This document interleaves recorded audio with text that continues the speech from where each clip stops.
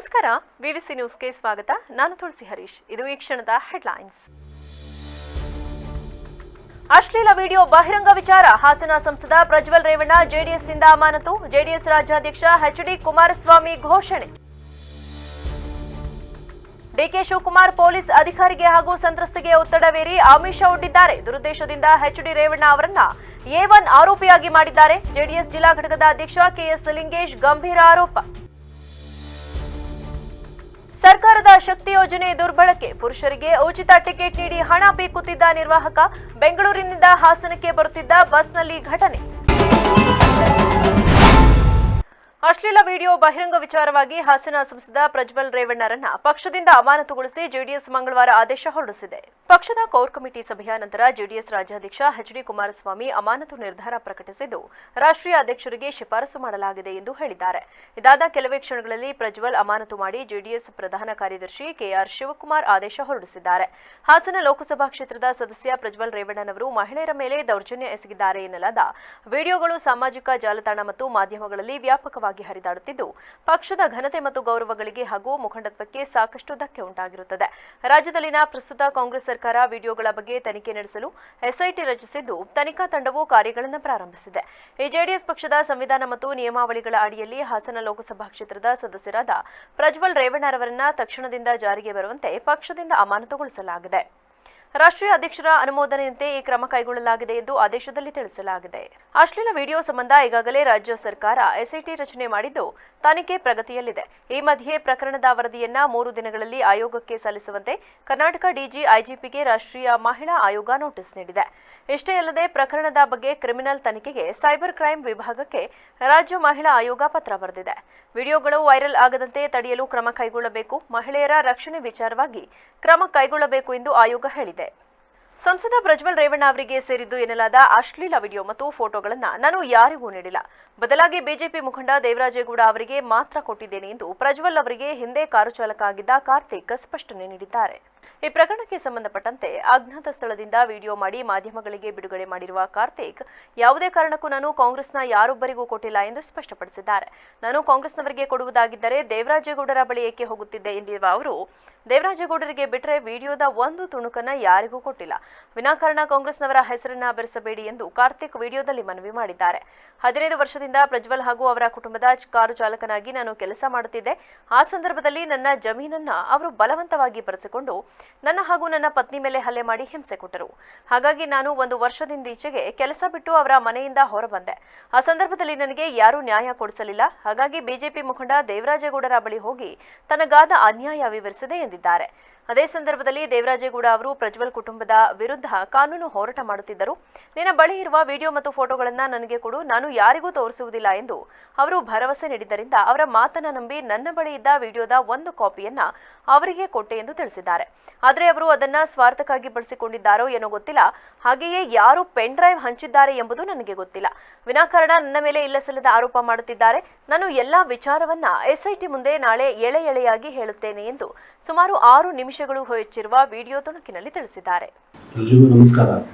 ನನ್ನ ಹೆಸರು ಕಾರ್ತಿಕ್ ಅಂತೇಳಿ. ನಾನು 3 ಒಳನಸ್ಪುರ ಪಕ್ಕ ಕಬ್ಬಿನಕೋಟೆ. ನಾನು ಪ್ರಜ್ವಲ್ ರೇವಣ್ಣ ಅವ್ರ ಫ್ಯಾಮಿಲಿಗೆ ಮತ್ತು ಪ್ರಜ್ವಲ್ ರೇವಣ್ಣ ಅವರಿಗೆ 15 ವರ್ಷದಿಂದ ಡ್ರೈವರಾಗಿ ಕೆಲಸ ಮಾಡ್ತಾ ಇರ್ತೀನಿ. ಈಗ 1 ವರ್ಷದಿಂದ ನಾನು ಅಲ್ಲಿ ಕೆಲಸ ಬಿಟ್ಟಿರ್ತೀನಿ. ಏನು ಬಿಟ್ಟ ಕಾರಣ ಏನಂತಾರೆ, ಇದೇ ಮಾಧ್ಯಮದಲ್ಲೆಲ್ಲ ಬೆತ್ತರಿಸಾಗಿದೆ.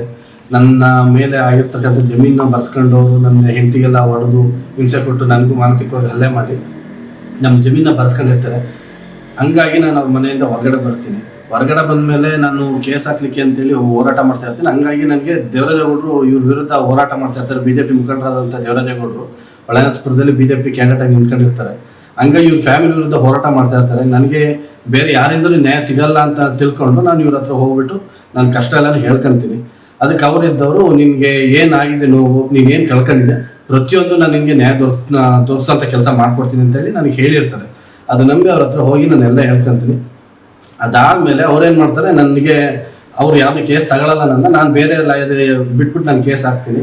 ಆ ಕೇಸ್ ನಡೀತದೆ. ಮತ್ತು ಇವ್ರು ಏನು ಮಾಡ್ತಾರೆ ಅಂದರೆ ಮತ್ತೆ ನಾನು ಕರೆಸ್ಕೊಂಡು, ನಿನಗೆ ಕೋರ್ಟಲ್ಲಿ ಹೋರಾಟ ಮಾಡಿದ್ರೆ ನಿನ್ಗೇನು ನ್ಯಾಯ ಸಿಗಲ್ಲ, ಜನಗಳಿಗೆ ತಿಳಿಸ್ಬೇಕು ಅಂತ ಹೇಳ್ಬಿಟ್ಟು ಕರ್ಕೊಂಡ್ಬಂದು ಮೀಡಿಯಾದಲ್ಲಿ ನಾನು ಎಲ್ಲ ರೀತಿಯ ಸ್ಟೇಟ್ಮೆಂಟು ಎಲ್ಲ ಮೀಡಿಯಾದಲ್ಲೂ ಕೊಡಿಸ್ತಾರೆ. ಮತ್ತು ನನ್ನ ಜೊತೆ ನಿಂತ್ಕೊಂಡು ಅದೇ ಬಿಜೆಪಿ ದೇವರಾಜೇಗೌಡರು ನನ್ನ ಜೊತೆ ನಿಂತ್ಕೊಂಡು ಅವರು ಸ್ಟೇಟ್ಮೆಂಟ್ ಸಹಿತ ಕೊಡ್ತಾರೆ. ಅದಾದ್ಮೇಲೆ ಇದೆಲ್ಲ ಬೆಳವಣಿಗೆ ಆದ್ಮೇಲೆ ಪ್ರಜ್ವಲ್ ರೇವಣ್ಣ ಅವ್ರಿಗೆ ನನ್ನ ಮೇಲೆ ಒಂದು ಸ್ಟೇ ಆರ್ಡರ್ ತರ್ತಾರೆ. ಇವರು ಯಾವುದೇ ರೀತಿ ಒಂದು ಫೋಟೋ ಆಗಲಿ ವಿಡಿಯೋ ಆಗಲಿ ರಿಲೀಸ್ ಮಾಡಬಾರ್ದು, ಅಶ್ಲೀಲವಾಗಿರೋದು ಅಂತ ಹೇಳ್ಬಿಟ್ಟು ಪ್ರಜ್ವಲ್ ರೇವಣ್ಣ ನನ್ನ ವಿರುದ್ಧ ಸ್ಟೇ ತರ್ತಾರೆ.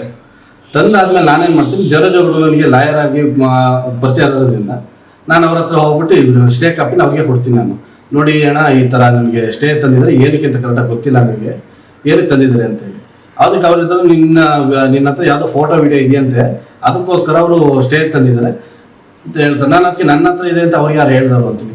ಅದಕ್ಕೆ ಅವ್ರಿಗೆ ನನಗೆ ಗೊತ್ತಿಲ್ಲಪ್ಪ, ನೀನು ಉಂಟು ಹೋಗ್ಬಿಟ್ಟು ಕೇಳ್ಕೊ ಅಂತ ಹೇಳ್ತಾರೆ. ಅದಕ್ಕೆ ನಾನಿದ್ದಾನೆ ಸರಿ ಅಂತೇಳಿ ಒಪ್ಕೊಂಡು ಇದಕ್ಕೆ ಏನು ಆನ್ಸರ್ ಕೊಡ್ಬೇಕಲ್ಲ ಕೋರ್ಟಲ್ಲಿ ಯಾವ ರೀತಿ ಕೊಡೋದು ಅಂತಂದಿದ್ದಕ್ಕೆ ನಿನ್ನ ನಿನ್ನ ಹತ್ರ ಇರೋ ಫೋಟೋಸು ವೀಡಿಯೋಸು ಎರಡೂ ನನ್ನ ಕೈಲಿ ಕೊಡು, ನಾನು ಅದಕ್ಕೆ ಜಡ್ಜ್ ಮುಂದೆ ಸಬ್ಮಿಟ್ ಮಾಡ್ತೀನಿ. ನಾನು ಯಾರಿಗೆ ಅದು ತೋರ್ಸೋದಾಗಿ ಇನ್ನೊಂದಲ್ಲಿ ಏನೂ ಮಾಡಲ್ಲ. ಜಡ್ಜ್ ಮುಂದೆ ಕೊಟ್ಟರೆ ನಿನಗೆ ಸ್ಟೇ ವೇಕೆಟ್ ಮಾಡೋದಕ್ಕೆ ನಿನ್ಗೆ ಏನು ಕಾನ್ ರೀತಿ ತುಡ್ಕಾಗ್ದಾರೆ ನಾನು ನೋಡ್ಕೊಳ್ತೀನಿ ಅಂತೇಳಿ ಇದೇ BJP ಅಭ್ಯರ್ಥಿ ಜವರೇಗೌಡ ಅವರು ಹೇಳಿರ್ತಾರೆ ನನಗೆ. ಅವ್ರು ನಂಬಿ ನಾನೇನು ಮಾಡ್ತೀನಿ, ನನ್ನ ಹತ್ರ ಇದ್ದಂಥ ಒಂದು ಕಾಪಿನ ಅವ್ರಿಗೆ ಕೊಡ್ತೀನಿ. ಅವ್ರು ಅದನ್ನ ಯೂಸ್ ಮಾಡ್ಕೊಂಡು, ಅವ್ರು ಸ್ವಾರ್ಥಕ್ಕೆ ಯೂಸ್ ಮಾಡ್ಕೊಂಡ್ರು ಏನಕ್ಕೆ ಯೂಸ್ ಮಾಡ್ಕೊಂಡು ನನಗಂತೂ ಗೊತ್ತಿಲ್ಲ. ಕೊಟ್ಬಿಟ್ಟು ನಾನು ವಕಾಲತಿಗೆಲ್ಲ ಸೈನ್ ಮಾಡ್ಬಿಟ್ಟು ಕೇಸನ್ನ ಮೂವ್ ಮಾಡಿ ಅಂತ ಹೇಳ್ಬಿಟ್ಟು DCM DK Shivakumar Holenarasipura police ಠಾಣೆಯ ಪೊಲೀಸ್ ಅಧಿಕಾರಿಗೆ ಹಾಗೂ ಸಂತ್ರಸ್ತೆಗೆ ಒತ್ತಡವೇರಿ ಆಮಿಷವೊಡ್ಡಿ ಎಚ್ಡಿ ರೇವಣ್ಣ ಅವರನ್ನ A1 ಆರೋಪಿಯಾಗಿ ಪ್ರಕರಣ ದಾಖಲಿಸಿದ್ದಾರೆ ಎಂದು ಜೆಡಿಎಸ್ ಜಿಲ್ಲಾ ಘಟಕದ ಅಧ್ಯಕ್ಷ ಕೆಎಸ್ ಲಿಂಗೇಶ್ ಗಂಭೀರ ಆರೋಪ ಮಾಡಿದರು. ಹಾಸನದಲ್ಲಿಂದು ಪತ್ರಿಕಾಗೋಷ್ಠಿಯಲ್ಲಿ ಮಾತನಾಡಿದ ಅವರು, ಕಾಂಗ್ರೆಸ್ ನಾಯಕರಿಗೆ ಸೋಲು ಕಟ್ಟಿಟ್ಟ ಬುತ್ತಿ ಎಂದು ಗೊತ್ತಾಗಿದೆ. ವ್ಯಾಘ್ರ ಮನಸ್ಸುಗಳು ಎಚ್ಡಿ ರೇವಣ್ಣ ಅವರನ್ನ ಹಣಿಯಲು ಈ ರೀತಿ ಮಾಡಿದ್ದಾರೆ. ಮುಂದೆ ಮುಖ್ಯಮಂತ್ರಿ ಆಗಬೇಕು ಎನ್ನುವ ದುರುದ್ದೇಶದಿಂದ ಎಚ್ಡಿ ರೇವಣ್ಣ ಅವರ ಮೇಲೆ ಎಫ್ಐಆರ್ ಮಾಡಿ A1 ಆರೋಪಿಯಾಗಿ ಮಾಡಿರುವುದು ಖಂಡನೀಯ. ಸತ್ಯಾಸತ್ಯತೆ ತಿಳಿಯದೆ ಜಿಲ್ಲೆಗಾಗಿ ದುಡಿದ ಎಚ್ಡಿ ರೇವಣ್ಣ ಅವರ ಮೇಲೆ ಪೊಲೀಸರ ಮೇಲೆ ಒತ್ತಡ ಹೇರಿ ಎಫ್ಐಆರ್ ಮಾಡಿಸಿರುವುದು ನಾಚಿಕೆಗೇಡಿನ ಸಂಗತಿಯಾಗಿದ್ದು, ಡಿಕೆ ಶಿವಕುಮಾರ್ ಅವರೇ ಇದಕ್ಕೆ ನೇರ ಕಾರಣ. ಡಿಕೆ ಶಿವಕುಮಾರ್ ಅವರು ಅವರ ಚೇಲಾಗಳನ್ನ ಕಳುಹಿಸಿ ಮಹಿಳೆಗೆ ಆಮಿಷ ಒಡ್ಡಿ ದೂರು ಕೊಡಿಸಿದ್ದಾರೆ. ರಾಜಕಾರಣವನ್ನ ರಾಜಕಾರಣದ ರೀತಿ ಮಾಡಬೇಕು. ಕಳೆದ 6 ತಿಂಗಳ ಹಿಂದೆ ಬಿಜೆಪಿ ಮುಖಂಡ ದೇವರಾಜೇಗೌಡ ಅಶ್ಲೀಲ ಪೆನ್ಡ್ರೈವ್ ಕುರಿತು ಪ್ರಸ್ತಾಪ ಮಾಡಿದ್ದರು. ಹೇಳಿಕೆ ನೀಡಿದಾಗ ಜಿಲ್ಲಾಡಳಿತ ಕತ್ತೆ ಕಾಯುತ್ತಿತ್ತ, ಇಂಟೆಲಿಜೆನ್ಸ್ ಏನು ಮಾಡುತ್ತಿತ್ತು? ದೇವರಾಜೇಗೌಡರನ್ನ ಕರೆದು ವಿಚಾರಣೆ ಮಾಡಬೇಕಿತ್ತು. ರೇವಣ್ಣ ಅವರನ್ನ ರಾಜಕೀಯವಾಗಿ ಎದುರಿಸಲಾಗದೆ ಈ ರೀತಿ ಮಾಡಿದ್ದಾರೆ ಎಂದ ಅವರು, ಪ್ರಜ್ವಲ್ ರೇವಣ್ಣ ಪೆನ್ಡ್ರೈವ್ ವಿಚಾರಕ್ಕೆ ಪ್ರತಿಕ್ರಿಯಿಸಿ, ನಾನು ಅಶ್ಲೀಲ ವಿಡಿಯೋಗಳನ್ನ ನೋಡಿಲ್ಲ. ಈ ಕುರಿತು ವಿಶೇಷ ತನಿಖಾ ತಂಡ ತನಿಖೆ ನಡೆಸುತ್ತಿದೆ. ತಪ್ಪು ಯಾರೇ ಮಾಡಿದರೂ ತಪ್ಪೇ. ಎಸ್ಐಟಿ ತನಿಖೆ ನಡೆಯಲಿ. ಯಾರೇ ತಪ್ಪಿತಸ್ಥರಾಗಿದ್ದರೆ ಅವರಿಗೆ ನೆಲದ ಕಾನೂನಿನಡಿ ಶಿಕ್ಷೆ ಕೊಡಲಿ. ಇದರಲ್ಲಿ ಯಾರನ್ನು ವಹಿಸಿಕೊಳ್ಳುವುದಿಲ್ಲ. ತಪ್ಪಿತಸ್ಥರ ಪರವೂ ನಿಲ್ಲಲ್ಲ ಎಂದರು. ನಮ್ಮ ನಾಯಕರಾದಂಥ ಮಾಜಿ ಸಚಿವರು ಹಾಗೂ ಹಾಲಿ ಹೊಳೆನರಸೀಪುರ ಕ್ಷೇತ್ರದ ಶಾಸಕರಾದಂಥ ಪ್ರಜ್ವಲ್ ಎಚ್ ಡಿ ರೇವಣ್ಣವ್ರನ್ನ ಯಾರೊಬ್ಬರು ಸಂತ್ರಸ್ತರೇ ಕೊಟ್ಟುವಂಥ ಒಂದು ದೂರಿನ ಆಧಾರದ ಮೇಲೆ A1 ಅಪರಾಧಿಯಾಗಿ ಮಾಡೋದನ್ನು ಖಂಡಿಸುವ ಒಂದು ಉದ್ದೇಶ ಇಟ್ಕೊಂಡು ಪತ್ರಿಕಾಗೋಷ್ಠಿ ಕರೆದಿದ್ದೇವೆ. ಯಾವುದೋ 4 ವರ್ಷ ಹಿಂದೆ ಆದಂಥ ಘಟನೆ. ಆ ಸಂತ್ರಸ್ತೆ ಒಂದು ಹೇಳಿಕೆ ಆಧಾರದ ಮೇಲೆ ಯಾರ್ದೋ ಪ್ರಭಾವಿಗಳ ಒಂದು ಒತ್ತಡ ಇವತ್ತು FIR ಮಾಡಿದ್ದಾರೆ. ಅದರಲ್ಲೂ ಸಹ A1 ರೇವಣ್ಣವ್ರನ್ನೇ ಮಾಡಿದ್ದಾರೆ. ಯಾರ ಪ್ರಭಾವ? ರಾಜ್ಯ ಮಟ್ಟದಲ್ಲಿ ತಮಗೆಲ್ಲ ಗೊತ್ತಿದೆ, ಕಾಂಗ್ರೆಸ್ ಮಹಾನಾಯಕರಿಗೆ ಆಗಿರ್ತಕ್ಕಂಥ ಚುನಾವಣೆಯಲ್ಲಿ ಸೋಲು ಕಟ್ಟಿಟ್ಟ ಬುತ್ತಿ ಅಂತ ಗೊತ್ತಾಗಿದೆ. ಆ ಕಾರಣಕ್ಕೋಸ್ಕರವಾಗಿ ವ್ಯಾಕುಲಗೊಂಡಂಥ ಮನಸ್ಸುಗಳು ಏನಾರ ಮಾಡಿ ರೇವಣ್ಣ ಮತ್ತು ಅವ್ರ ಕುಟುಂಬವನ್ನು ಹಣಿಬೇಕು ಅನ್ನೋ ಉದ್ದೇಶದಿಂದ ಅವ್ರ ಜೊತೆಗೆ ಪತ್ರಿಕಾಗೋಷ್ಠಿಯಲ್ಲಿ ಜೆಡಿಎಸ್ ಮುಖಂಡರಾದ ಮಂಜೇಗೌಡ, ದ್ಯಾವೇಗೌಡ, ರಘು ಹೊಂಗೆರೆ ಇದ್ದರು. ಲೈಂಗಿಕ ಹಗರಣದಲ್ಲಿ ಭಾಗಿಯಾಗಿರುವ ಸಂಸದ ಪ್ರಜ್ವಲ್ ರೇವಣ್ಣ ಅವರಿಗೆ ಕಠಿಣ ಶಿಕ್ಷೆ ವಿಧಿಸಬೇಕು ಎಂದು ಸ್ತ್ರೀರೋಗ ಮತ್ತು ಪ್ರಸೂತಿ ತಜ್ಞ ಡಾಕ್ಟರ್ ಭಾರತಿ ರಾಜಶೇಖರ್ ಆಗ್ರಹಿಸಿದರು. ಹಾಸನದಲ್ಲಿಂದು ಪತ್ರಿಕಾಗೋಷ್ಠಿಯಲ್ಲಿ ಮಾತನಾಡಿದ ಅವರು, ಜಿಲ್ಲೆಯಲ್ಲಿ ಈ ರೀತಿಯ ಲೈಂಗಿಕ ಹಗರಣ ನಡೆದಿರುವುದು ತುಂಬಾ ನೋವಿನ ಸಂಗತಿಯಾಗಿದ್ದು, ಸಮಾಜಕ್ಕೆ ಕೆಟ್ಟ ಸಂದೇಶವನ್ನ ಸಾರಿದೆ. ಸಂತ್ರಸ್ತ ಮಹಿಳೆಯರ ವಿಡಿಯೋಗಳನ್ನು ಗೌಪ್ಯವಾಗಿ ಇಡದೆ ಸಾಮಾಜಿಕ ಜಾಲತಾಣಗಳಲ್ಲಿ ಹರಿಬಿಟ್ಟಿರುವವರ ವಿರುದ್ಧವೂ ಕಠಿಣ ಕ್ರಮ ಕೈಗೊಳ್ಳಬೇಕು. ಮಹಿಳೆಯರು ತಮ್ಮ ಮೇಲಾಗಿರುವ ದೌರ್ಜನ್ಯವನ್ನ ಮೆಟ್ಟಿ ನಿಲ್ಲಬೇಕು. ಅವರಿಗೆ ಆತ್ಮಸ್ಥೈರ್ಯ ತುಂಬುವ ಕೆಲಸವನ್ನ ನಾವು ಸಹ ಮಾಡಲಿದ್ದೇವೆ. ದುರ್ಬಲರ ಅಸಹಾಯಕತೆ ಗುರಿಯಾಗಿಸಿಕೊಂಡು ಓರ್ವ ಸಂಸದನಾಗಿ ಈ ರೀತಿಯವರನ್ನ ದುರ್ಬಳಕೆ ಮಾಡಿಕೊಂಡಿರುವುದು ಹೇಯ ಕೃತ್ಯವಾಗಿದೆ.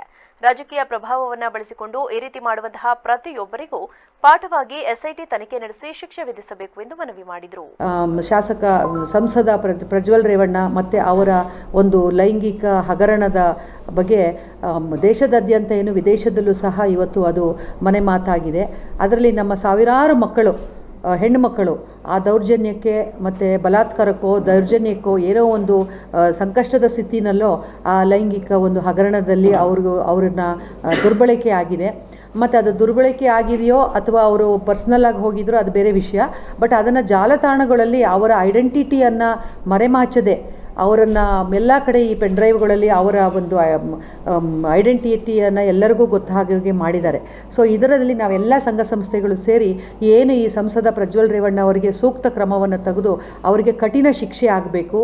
ಈ ಒಂದು ವಿಕೃತ ಮನಸ್ಸನ್ನು ಇಟ್ಕೊಂಡು ಹೆಣ್ಣುಮಕ್ಕಳನ್ನು ದುರುಪಯೋಗ ಪಡಿಸ್ಕೊಂಡು ಅವರ ಮೇಲೆ ಈ ಒಂದು ವಿಡಿಯೋಗಳನ್ನ ಮಾಡಿಕೊಂಡು ಅದನ್ನು ಬೇರೆಯವರ ಕೈಗೆ. ಡಾಕ್ಟರ್ ಸಾವಿತ್ರಿ ಅವರು ಮಾತನಾಡಿ, ಈ ಘಟನೆಯಿಂದ ರಾಜ್ಯದ ಮಹಿಳೆಯರು ಸಾಕಷ್ಟು ವಿಚಲಿತರಾಗಿದ್ದಾರೆ. ತಪ್ಪಿತಸ್ಥರಿಗೆ ಕಠಿಣ ಶಿಕ್ಷೆ ಆಗಲೇಬೇಕು. ರಾಜಕೀಯ ಉನ್ನತ ಸ್ಥಾನದಲ್ಲಿದ್ದುಕೊಂಡು ಸಹಾಯವನ್ನು ಅರಸಿ ಬರುವ ಮಹಿಳೆಯರನ್ನ ಸಹ ಗುರಿಯಾಗಿಸಿ ಲೈಂಗಿಕವಾಗಿ ಬಳಸಿಕೊಂಡಿರುವುದು ಖಂಡನೀಯವಾಗಿದೆ. ಪ್ರಕರಣ ಸಂಬಂಧ ಸರ್ಕಾರ ಪಾರದರ್ಶಕ ತನಿಖೆ ನಡೆಸಿ ತಪ್ಪಿತಸ್ಥರಿಗೆ ಶಿಕ್ಷೆ ವಿಧಿಸಬೇಕು ಎಂದು ಆಗ್ರಹಿಸಿದರು. ಪ್ರಕರಣದಲ್ಲಿ ಸಿಲುಕಿರುವ ಹಲವು ಮಹಿಳೆಯರು ತಮ್ಮದಾಗಿರುವ ಶೋಷಣೆಯನ್ನ ಹೇಳಿಕೊಳ್ಳಲು ಆಗುತ್ತಿಲ್ಲ. ಈ ಸಂಬಂಧ ಸರ್ಕಾರ ನಿಷ್ಪಕ್ಷಪಾತ ತನಿಖೆ ನಡೆಸಬೇಕು ಎಂದರು. ಏಕೆಂದರೆ ಅವರು ಎಷ್ಟು ಅಪರಾಧ ಮಾಡಿದಾರೋ ಇದು ಕೂಡ ಅಷ್ಟೇ ಸಮನಾದ ಅಪರಾಧ. ಏಕೆಂದರೆ ಈಗ ಹೆಣ್ಣು ಮಕ್ಕಳು ಯಾವ ಪರಿಸ್ಥಿತಿಯಲ್ಲಿ ಆ ರೀತಿ ಒಳಗಾಗಿದ್ದಾರೋ ಗೊತ್ತಿಲ್ಲ, ಆದರೆ ಅದನ್ನು ಚಿತ್ರೀಕರಿಸಿದ್ದು ಮಹಾ ಅಪರಾಧ. ಅವನ ಒಂದು ವಿಕೃತ ಮನಸ್ಸು ಹೆಂಗಿದೆ ಅನ್ನೋದು ನಮಗೆ ಅರ್ಥ ಆಗುತ್ತೆ. ಎಷ್ಟು ಮನಸ್ಸಿಗೆ ಡಿಸ್ಟರ್ಬ್ ಆಗಿದ್ದೀವಿ ನಾವೆಲ್ಲ ಅಂತಂದರೆ ಹೆಣ್ಮಕ್ಳು ತುಂಬ ಹಿಂಸೆ ಆಗ್ತಾ ಇದೆ ನಮಗೆ. ಈಗ ಇಡೀ ಹಾಸನದ ಜನತೆ ನಮ್ಮ ಬಗ್ಗೆ ಏನು ಯಾವ ರೀತಿ ಮಾತಾಡ್ಕೊಳ್ತಾ ಇದ್ದಾರೆ, ಮತ್ತು ಇನ್ನೂ ಹಲವಾರು ವಿಡಿಯೋಗಳು ರಿಲೀಸ್ ಆಗೋದಿದೆ ಅಂತ ಬೇರೆ ಹೇಳ್ತಾ ಇದ್ದಾರೆ. ಅಂಥವ್ರ ಮನಸ್ಥಿತಿ ಹೇಗಾಗಿರ್ಬೋದು, ಎಷ್ಟು ಮಾನಸಿಕ ಹಿಂಸೆಗೆ ಮಾನಸಿಕ ಅನಾರೋಗ್ಯಕ್ಕೆ ಒಳಗಾಗಿರ್ಬೋದು ಅವರು. ಸೊ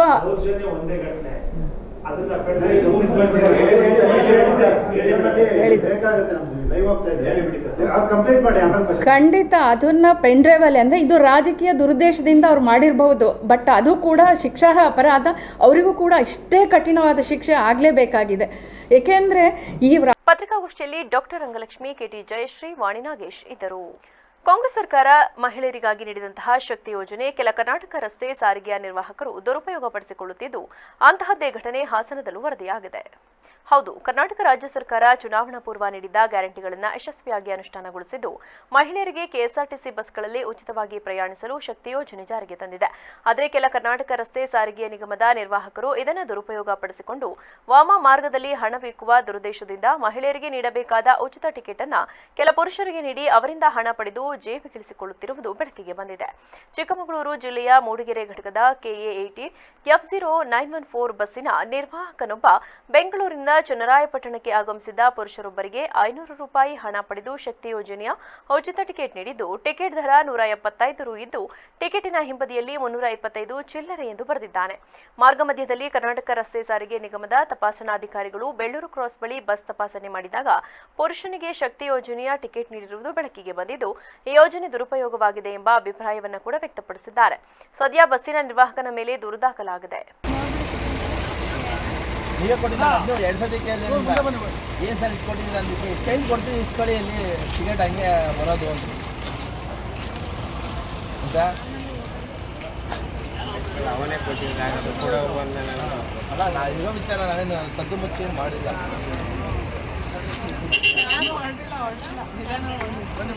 ಟಿಕೆಟ್ ಕೊಟ್ಟಿದ್ದೀವಿ ಸರ್ ಹೇಳ ಇವರು ಟಿಕೆಟ್ ಕೊಟ್ಟಿದ್ದು ಹೇಳೋಣ 0 ಟಿಕೆಟ್ ಕೊಟ್ಟವ್ರೆ ಮಾಡ್ಕೊ ವಿಡಿಯೋ ಹೇಳ್ತೀನಿ ನನಗೆ ನ್ಯೂಸ್ ಹೊಡೆಯೋಣ ಹೊಡೆಯ ನಳಿಕೆ ನ್ಯೂಸ್ ಮಲೇಶಣ್ಣ ಬನ್ನಿ ಒಂಚೂರು ಹಂಗೆ ಏನು ಸಮಸ್ಯೆ ಏನು ಏನಂದ್ರೆ ಇವರು ಕಂಡಕ್ಟರ್ ಮಾಡಿದಾರೆ ಅಂದರೆ 0 ಟಿಕೆಟ್ ಕೊಟ್ಟಾರೆ.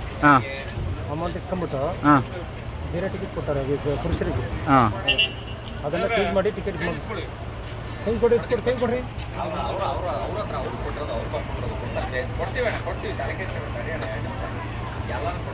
ದುಡ್ಡು ಯಾರ ಹತ್ರ ಐತ್ರಿ?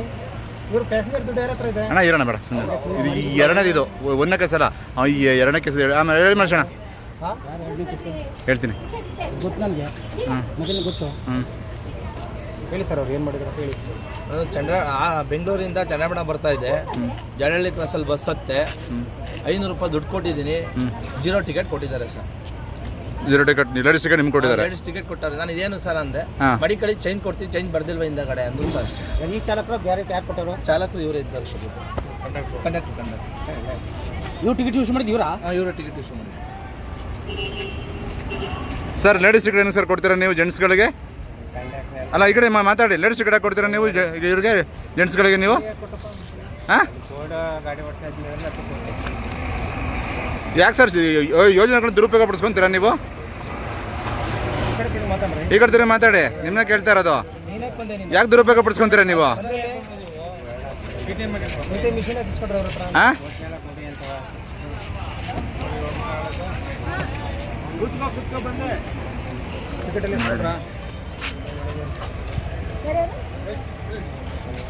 ನೀನು ಡ್ಯೂಟಿಲಿ ಇದ್ದೇನಪ್ಪ, ಈ ಟೈಮ್ ಹಿಂಗೆ ಇಸ್ಕೊಂಡೆ ನೀನು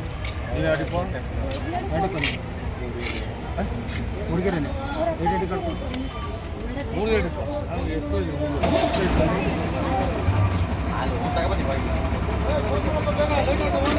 ವರದಿ CV Lohit, BBC news, Channarayapatna.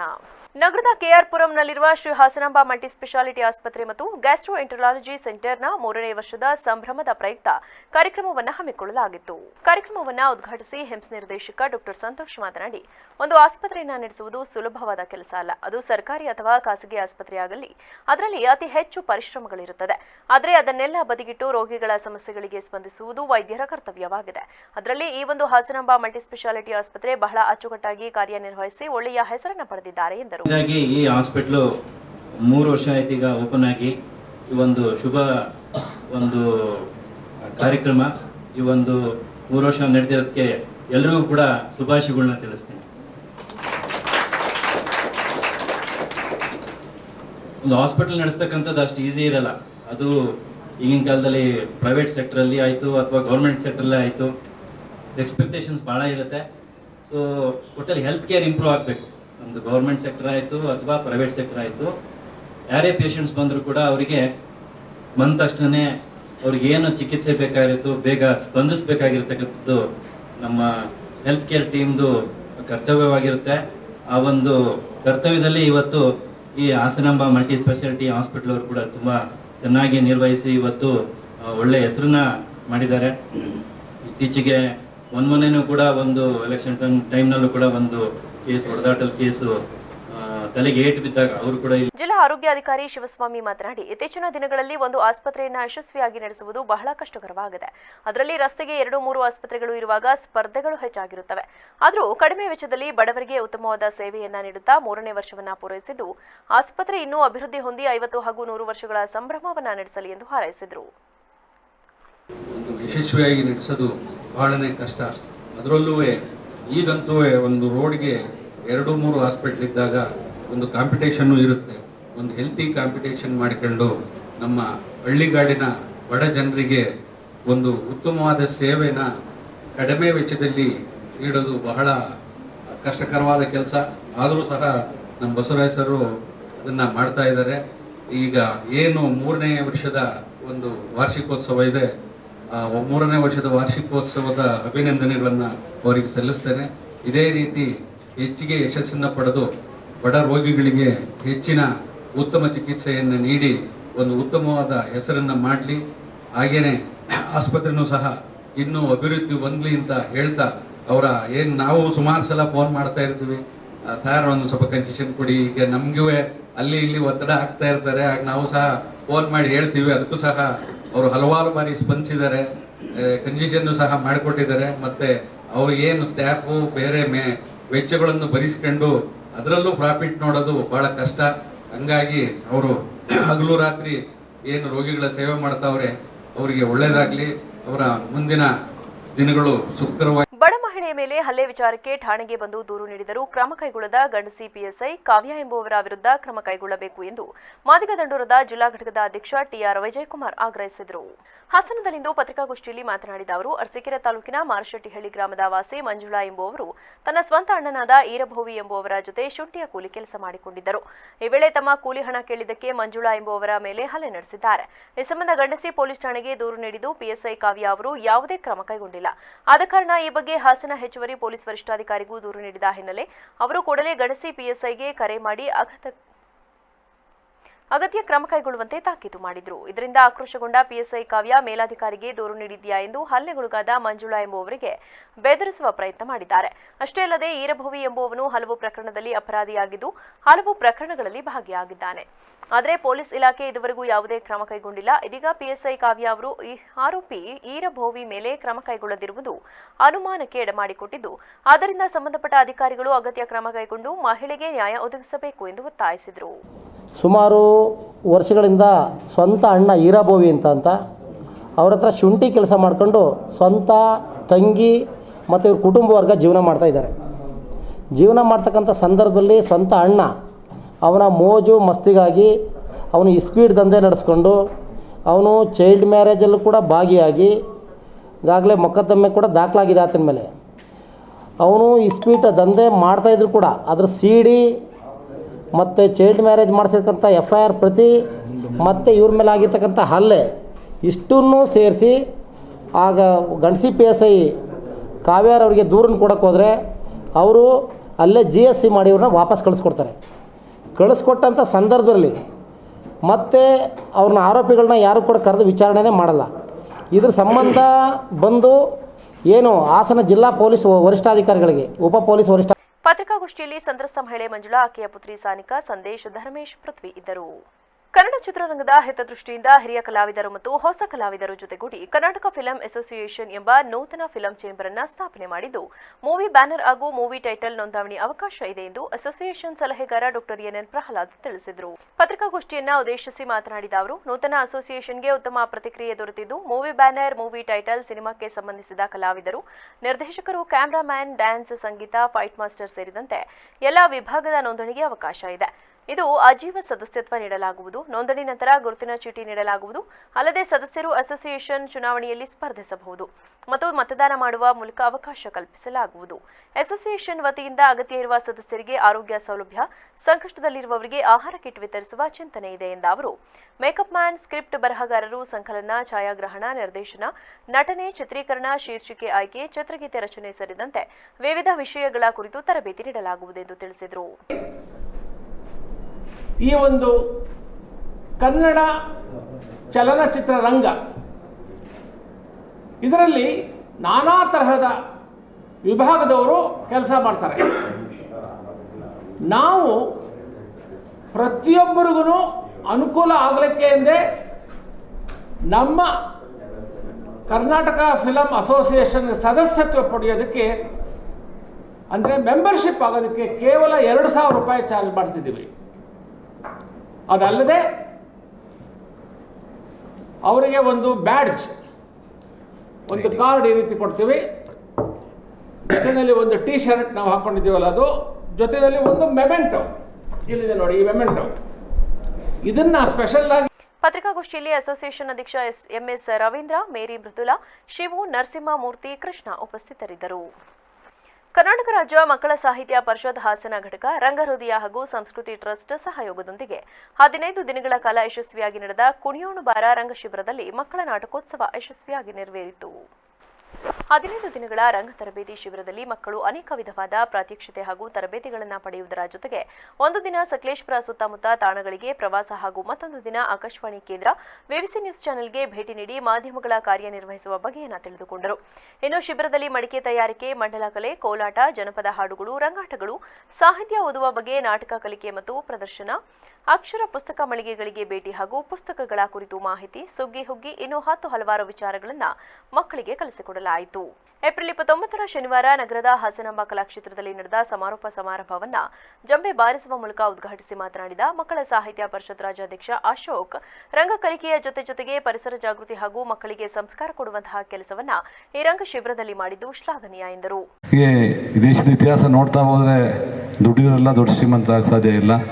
ಸಂಸ್ಕಾರವಂತರು ಮಾತ್ರ ಯಾವತ್ತೂ ಕೂಡ ಸಂಸ್ಕಾರ ಉಳ್ಕೊಳ್ಳೋಕೆ ಸಾಧ್ಯ. ಈ ದೇಶದ ಸಂಸ್ಕಾರನ ಉಳಿಸೋ ಕೆಲಸವನ್ನು ಮಾಡ್ತಾ ಇದ್ದಾರೆ ರಂಗಕಲೆ ಮೂಲಕ. ಇವರು ಕೂಡ ರಂಗ ತರಬೇತಿಗೆ ಸಹಕರಿಸಿದಂಥ ಎಲ್ಲ ಗುರುಗಳಿಗೆ ನಮನ ಸಲ್ಲಿಸ್ತೀನಿ. ಮಕ್ಕಳಲ್ಲೂ ಅಷ್ಟೇ, ಮಕ್ಕಳಿಗೆ ಬೇಸಿಗೆ ರಜೆಯನ್ನು ತುಂಬ ಖುಷಿಯಿಂದ ಕಳೆಯೋಂಗೆ ಟೈಟ್ಲ್ ಕೂಡ ತುಂಬ ಕುಣಿಯೋಣ ಬಾ ಒಳ್ಳೆ ಟೈಟ್ಲ್ ಕೊಟ್ಟಿದ್ದಾರೆ. ಮಕ್ಕಳಿಗೆ ತುಂಬ ಕಳೆದ ವರ್ಷ ಕೂಡ ನಾನು ಬಂದಿದ್ದೆ, ಒಳ್ಳೆ ರೀತಿಗೆ ತರಬೇತಿ ಕೊಟ್ಟಿದ್ದಾರೆ.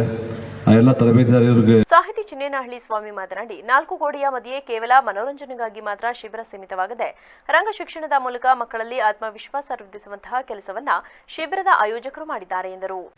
ಒಂದಷ್ಟು ನಾವು ಈ ಗೋಡೆ ಒಳಗಡೆ ಕೂಡ ಹಾಕಿಕೊಂಡು ಸುಮ್ಮನೆ ಇದು ಮನೋರಂಜನೆ ಕೆಲಸ ಮಾಡ್ದಲೇ ಹೆಚ್ಚು ರಂಗಕ್ಕೆ ಸಂಬಂಧಪಟ್ಟಂಗೆ ನಾಟಕಕ್ಕೆ ಸಂಬಂಧಪಟ್ಟ ಹಾಗೆ ಒತ್ತು ಕೊಟ್ಟಿದ್ವಿ. ಕಳೆದ ಶಿಬಿರದಲ್ಲಿ ಒಂದಷ್ಟು ಈ ಬಯಲಾಟಗಳು ಮತ್ತು ನಶಿಸಿರ್ತಕ್ಕಂತಹ ಹಳ್ಳಿ ಆಟಗಳು ಅವ್ರ ಬಗ್ಗೆ ಒಂದಷ್ಟು ಸ್ಪರ್ಶವನ್ನು ಅವ್ರಿಗೊಂದು ಟಚ್ ಕೊಟ್ಟಿದ್ವಿ. ಅದನ್ನು ಬಹುಶಃ ಮತ್ತಿನ ಶಾಲೆಗಳು ಪ್ರಾರಂಭ ಆದ ತಕ್ಷಣ ಹೋಮ್ವರ್ಕ್ ಬಿದ್ದೇ ಬೀಳುತ್ತೆ, ನಾವು ಕೂಡ ಆಟ ಮುಂದುವರಿಸಿ ಪೋಷಕರು ಬಿಡೋದಿಲ್ಲ. ಹಾಗಾಗಿ ಮತ್ತೆ ಅಲ್ಲಿಗೆ ನಿಂತೋಗಿರ್ತವೆ. ಅಟ್ಲೀಸ್ಟ್ ಅವು ಮುಂದುವರ್ಸೋಕ್ಕಾಗಲ್ಲ ಅಂದರೂ ಕೂಡ ಮತ್ತೆ ನೆನಪಿಸ್ತಕ್ಕಂಥ ಶಕ್ತಿ ಮತ್ತೆ ಆಗಿದೆ.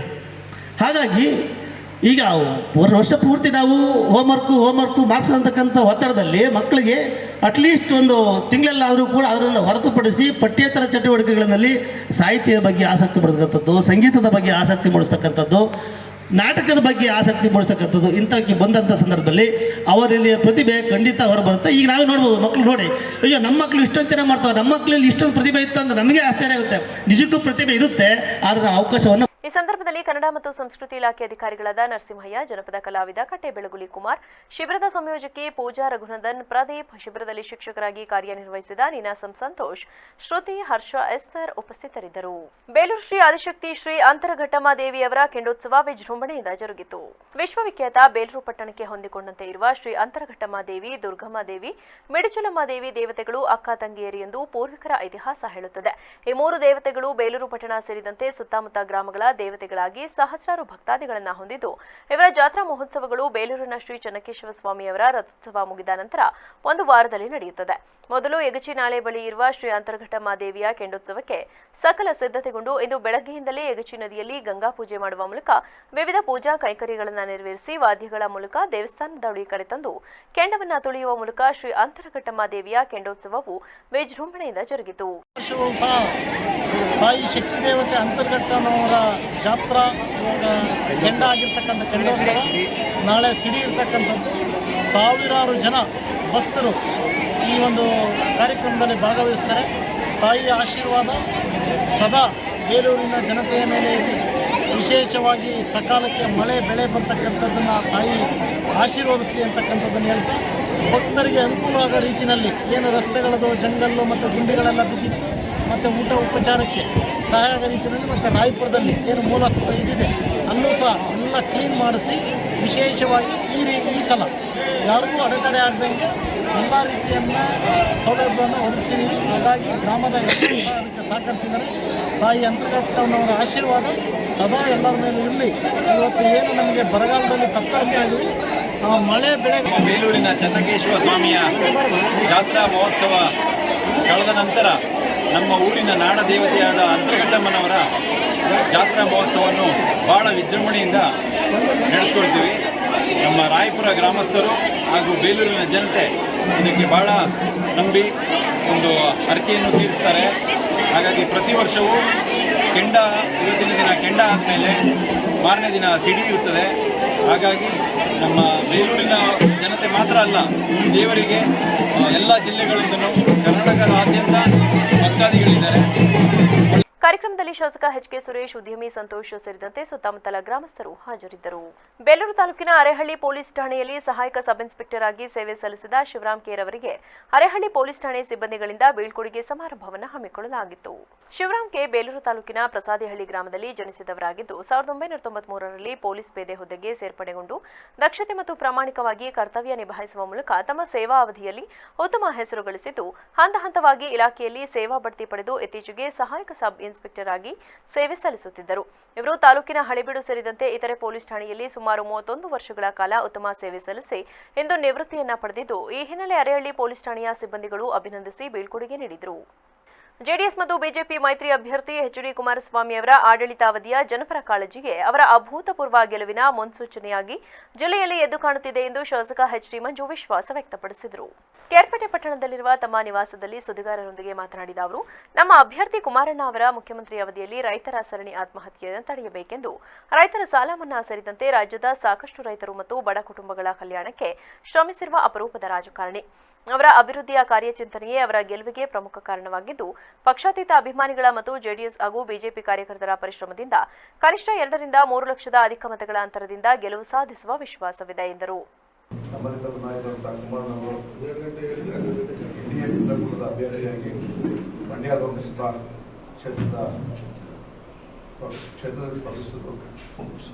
ಈ ಸಂದರ್ಭದಲ್ಲಿ ಬಹುತೇಕ ಪಕ್ಷಕ್ಕಾಗಿ ಇರುವಂಥ ಅಭ್ಯರ್ಥಿಯ ಗೆಲುವಾಗಿ ಇರುವಂಥ ಜೆಡಿಎಸ್ ಮತ್ತು ಬಿಜೆಪಿ ಮುಖಂಡರುಗಳು, ಕಾರ್ಯಕರ್ತರುಗಳು, ಹಾಗೆ ಮತದಾನ ಮಾಡುವಂಥ ಎರಡೂ ಪಕ್ಷದ ಮುಖಂಡರುಗಳು, ಕಾರ್ಯಕರ್ತರುಗಳು, ಮತದಾರರು, ಅವರ ಅಭಿಮಾನಿಗಳಿಗೆ ತಮ್ಮ ಪತ್ರಿಕೆ ಮುಖಾಂತರ ನನ್ನ ಕೃತಜ್ಞತೆಯನ್ನು ಸಲ್ಲಿಸಲಿಕ್ಕೆ ಬಯಸ್ತೇನೆ. ಎಲ್ಲರೂ ಸಹ ಬಹುತೇಕ ಎರಡು ಪಕ್ಷದ ಮುಖಂಡರು, ಕಾರ್ಯಕರ್ತರು ಅನ್ಯೂನ್ಯತೆಯಿಂದ, ಹೊಂದಾಣಿಕೆಯಿಂದ ಚುನಾವಣೆ ಮಾಡಿದ್ದಾರೆ. ನಮ್ಮ ತಾಲೂಕಿನಲ್ಲಿ ಬಹುತೇಕ ತುಂಬ ಅಂತರ ಎನ್ಡಿಎ ಅಭ್ಯರ್ಥಿ ಕುಮಾರಣ್ಣವರಿಗೆ ತುಂಬ ಅತ್ಯಂತ ಹೆಚ್ಚು ಮತವನ್ನು ಕೊಟ್ಟಿರುವಂಥ ಪೂರ್ವವಾದ ವಾತಾವರಣ ಮತ್ತು ಆಶಾ. ಸಭೆಯಲ್ಲಿ ಜೆಡಿಎಸ್ ಅಧ್ಯಕ್ಷ ಎನ್ ಜಾನಕಿರಾಮ್, ಬಿಜೆಪಿ ತಾಲೂಕು ಅಧ್ಯಕ್ಷರು ಸಾರಂಗಿ ನಾಗಣ್ಣ, ಮಂಡ್ಯ ಜಿಲ್ಲಾ ಹಾಲು ಒಕ್ಕೂಟ ನಿರ್ದೇಶಕ ಡಾಲು ರವಿ, ತಾಲೂಕು ಪಂಚಾಯಿತಿ ಮಾಜಿ ಸದಸ್ಯ ಮಲ್ಲೇನಹಳ್ಳಿ ಮೋಹನ್, ಜೆಡಿಎಸ್ ಕಾನೂನು ಘಟಕದ ತಾಲೂಕು ಅಧ್ಯಕ್ಷ ವಿಎಸ್ ಧನಂಜಯ ಕುಮಾರ್ ಸೇರಿದಂತೆ ಇತರರು ಉಪಸ್ಥಿತರಿದ್ದರು. ವರದಿ ಮನು ಮಾಕವಳ್ಳಿ, ವಿವಿಸಿ ನ್ಯೂಸ್, ಕೇರ್ಪೇಟೆ. ಕೇರ್ಪೇಟೆ ತಾಲೂಕಿನ ಅಕ್ಕಿಹೆಬ್ಬಾಳು ಹೋಬಳಿಯ ಆಲಂಬಾಡಿ ಕಾವಲು ಗ್ರಾಮದ ಪ್ರಾಥಮಿಕ ಕೃಷಿ ಪತ್ತಿನ ಸಹಕಾರ ಸಂಘದ ನೂತನ ಅಧ್ಯಕ್ಷರಾಗಿ ಐಪನಹಳ್ಳಿ ಡಿ ಸುರೇಶ್ ಅವರು ಅವಿರೋಧವಾಗಿ ಆಯ್ಕೆಯಾಗಿದ್ದಾರೆ. ಹಿಂದಿನ ಅಧ್ಯಕ್ಷರಾಗಿದ್ದ ಎಎಂ ಪುಟ್ಟಶೆಟ್ಟಿಯವರ ರಾಜೀನಾಮೆಯಿಂದ ತೆರವಾಗಿದ್ದ ಸ್ಥಾನಕ್ಕೆ ಇಂದು ಚುನಾವಣೆ ನಿಗದಿಯಾಗಿತ್ತು. ತೆರವಾದ ಅಧ್ಯಕ್ಷ ಸ್ಥಾನಕ್ಕೆ ಐಪನಹಳ್ಳಿ ಡಿ ಸುರೇಶ್ ಅವರನ್ನು ಹೊರತುಪಡಿಸಿ ಬೇರೆ ಯಾರೂ ಸಹ ನಾಮಪತ್ರ ಸಲ್ಲಿಸದ ಹಿನ್ನೆಲೆ ಚುನಾವಣಾ ಅಧಿಕಾರಿಯಾಗಿ ಕಾರ್ಯನಿರ್ವಹಿಸಿದ ಸರ್ಕಾರ ಸಹಕಾರ ಇಲಾಖೆಯ ಅಧಿಕಾರಿ ಜಗದೀಶ್ ಐಪನಹಳ್ಳಿ ಡಿ ಸುರೇಶ್ ಅವಿರೋಧ ಆಯ್ಕೆಯನ್ನ ಘೋಷಣೆ ಮಾಡಿದರು. ನೂತನ ಅಧ್ಯಕ್ಷರಾಗಿ ಆಯ್ಕೆಯಾದ ಐಪನಹಳ್ಳಿ ಡಿ ಸುರೇಶ್ ಅವರು ಮಾತನಾಡಿ, ಸಂಘದ ಅಧ್ಯಕ್ಷ ಸ್ಥಾನಕ್ಕೆ ನನ್ನನ್ನು ಅವಿರೋಧವಾಗಿ ಆಯ್ಕೆಯಾಗಲು ಅವಕಾಶ ಮಾಡಿಕೊಟ್ಟ ಸಂಘದ ಎಲ್ಲಾ ನಿರ್ದೇಶಕರಿಗೆ ಹಾಗೂ ಸಂಘದ ವ್ಯಾಪ್ತಿಯ ಎಲ್ಲಾ ಮುಖಂಡರಿಗೆ ಕೃತಜ್ಞತೆಗಳನ್ನು ಸಲ್ಲಿಸುತ್ತೇನೆ. ನನಗೆ ಸಿಕ್ಕಿರುವ ಅಧಿಕಾರದ ಅವಧಿಯಲ್ಲಿ ಸಂಘದ ಎಲ್ಲಾ ನಿರ್ದೇಶಕರು ಹಾಗೂ ಸಂಘದ ನೌಕರ ವರ್ಗದವರನ್ನ ವಿಶ್ವಾಸಕ್ಕೆ ತೆಗೆದುಕೊಂಡು ಸಂಘದ ಸರ್ವಾಂಗೀಣ ಅಭಿವೃದ್ಧಿಗೆ ಪ್ರಾಮಾಣಿಕವಾಗಿ ಶ್ರಮಿಸುತ್ತೇನೆ ಎಂದರು. ಆಲಂಬಾಡಿ ತಾಲೂಕು PACS ಸಂಘದ ಅಧ್ಯಕ್ಷರ ಆಯ್ಕೆಯನ್ನು ಅವಿರೋಧವಾಗಿ ನನ್ನನ್ನು ಆಯ್ಕೆ ಮಾಡಿದ್ದಾರೆ. ಮಾಡಿದಂಥ ನನ್ನ ಎಲ್ಲ ಸಂಘದ ನಿರ್ದೇಶಕರುಗಳಿಗೆ ನಾನು ಮೊದಲನೇದಾಗಿ ಅಭಿನಂದನೆಗಳು ಹೇಳ್ತಾ, ಜೊತೆಗೆ ನನಗೆ ನನ್ನ ಮೇಲೆ ವಿಶ್ವಾಸ ಇಟ್ಟು ಈ ಅಧ್ಯಕ್ಷ ಗಾದಿಯನ್ನು ನನಗೆ ಒದಗಿಸ್ಕೊಟ್ಟಂಥ ಎಲ್ಲ ನಿರ್ದೇಶಕರುಗಳಿಗೆ ಯಾವುದೇ ಥರದ ಚ್ಯುತಿ ಬರದಂಗೆ ಹಾಗೂ ಈ ಸಂಸ್ಥೆಗೆ ಯಾವುದೇ ಥರದ ಕೆಟ್ಟ ಒಂದು ಆಪಾದನೆ ಬರದಂಗೆ ನನಗೆ ಕಾಯೋದು ನನ್ನ ಧರ್ಮ. ಹಾಗಾಗಿ ನಾನು ಎಲ್ಲ ಒಂದು ಅಭಿವೃದ್ಧಿ ಕೆಲಸಗಳನ್ನು ಮಾಡ್ಕೊಂಡು ಹೋಗ್ತೀನಿ ಅಂತ ಇವತ್ತು ಹೇಳ್ತಾ ನನ್ನ ಮಾತನ್ನು. ಈ ಸಂದರ್ಭದಲ್ಲಿ ಸಂಘದ ಉಪಾಧ್ಯಕ್ಷ ನಾಗೇಗೌಡ, ನಿರ್ದೇಶಕರಾದ A M Sanjeevappa, A T Karishetty, J S Kumar, Rajegowda, Asha Devaraju, Rajanayaka, Mahadevappa, Shanthamma Krishnegowda ಸೇರಿದಂತೆ ಇತರರಿದ್ದರು. ವರದಿ ಮನು ಮಾಕವಳ್ಳಿ, ವಿವಿಸಿ ನ್ಯೂಸ್, ಕೇರ್ಪೇಟೆ. ಇದೀಗ ಸಂಕ್ಷಿಪ್ತ ಸುದ್ದಿಗಳು. ಬೆಳಗಾವಿ ಜಿಲ್ಲೆಯ ಬೈಲಹೊಂಗಲ ತಾಲೂಕಿನ ತಿಗಡಿ ಗ್ರಾಮದಲ್ಲಿ ಚನ್ನಬಸವೇಶ್ವರ ಜಾತ್ರಾ ಮಹೋತ್ಸವ ಅದ್ದೂರಿಯಾಗಿ ಜರುಗಿತು. ಪ್ರತಿ ವರ್ಷದಂತೆ ಈ ವರ್ಷವೂ ಚನ್ನಬಸವೇಶ್ವರ ಜಾತ್ರಾ ಮಹೋತ್ಸವದ ಕಾರ್ಯಕ್ರಮ ಅತಿ ವಿಜೃಂಭಣೆಯಿಂದ ನಿರ್ವಹಿಸಲಾಯಿತು. ತಿಗಡಿ ಗ್ರಾಮದ ಬಸವಣ್ಣಯ್ಯ ಹಿರೇಮಠ, ಶಿವಾನಂದ ತೀರ್ಥಯ್ಯ, ವಿರಕ್ತಮಠ ಸ್ವಾಮಿಗಳು ಹಾಗೂ ಜಾನ್ಸ್ ಕರಡಿ ಮಜಲು ಸೇರಿದಂತೆ ಗ್ರಾಮದ ಎಲ್ಲಾ ಗ್ರಾಮಸ್ಥರು ಸೇರಿದಂತೆ ಇತರರಿದ್ದರು. ಕೊನೆಯಲ್ಲಿ ಮತ್ತೊಮ್ಮೆ ಹೆಡ್ಲೈನ್ಸ್. ಅಶ್ಲೀಲ ವಿಡಿಯೋ ಬಹಿರಂಗ ವಿಚಾರ, ಹಾಸನ ಸಂಸದ ಪ್ರಜ್ವಲ್ ರೇವಣ್ಣ ಜೆಡಿಎಸ್ನಿಂದ ಅಮಾನತು, ಜೆಡಿಎಸ್ ರಾಜ್ಯಾಧ್ಯಕ್ಷ ಎಚ್.ಡಿ. ಕುಮಾರಸ್ವಾಮಿ ಘೋಷಣೆ. ಡಿಕೆ ಶಿವಕುಮಾರ್ ಪೊಲೀಸ್ ಅಧಿಕಾರಿಗೆ ಹಾಗೂ ಸಂತ್ರಸ್ತೆಗೆ ಒತ್ತಡವೇರಿ ಆಮಿಷ ಒಡ್ಡಿದ್ದಾರೆ. ದುರುದ್ದೇಶದಿಂದ ಎಚ್.ಡಿ. ರೇವಣ್ಣ ಅವರನ್ನ A1 ಆರೋಪಿಯಾಗಿ ಮಾಡಿದ್ದಾರೆ. ಜೆಡಿಎಸ್ ಜಿಲ್ಲಾ ಘಟಕದ ಅಧ್ಯಕ್ಷ ಕೆಎಸ್ ಲಿಂಗೇಶ್ ಗಂಭೀರ ಆರೋಪ. ಸರ್ಕಾರದ ಶಕ್ತಿ ಯೋಜನೆ ದುರ್ಬಳಕೆ, ಪುರುಷರಿಗೆ ಉಚಿತ ಟಿಕೆಟ್ ನೀಡಿ ಹಣ ಪೀಕುತ್ತಿದ್ದ ನಿರ್ವಾಹಕ, ಬೆಂಗಳೂರಿನಿಂದ ಹಾಸನಕ್ಕೆ ಬರುತ್ತಿದ್ದ ಬಸ್ನಲ್ಲಿ ಘಟನೆ. ಕ್ಷಣ ಕ್ಷಣದ ಸುದ್ದಿಗಾಗಿ ನೋಡ್ತಾ ಇರಿ ವಿವಿಸಿ ಟಿವಿ, ಸತ್ಯದ ಕಡೆ ನಮ್ಮ ನಡೆ.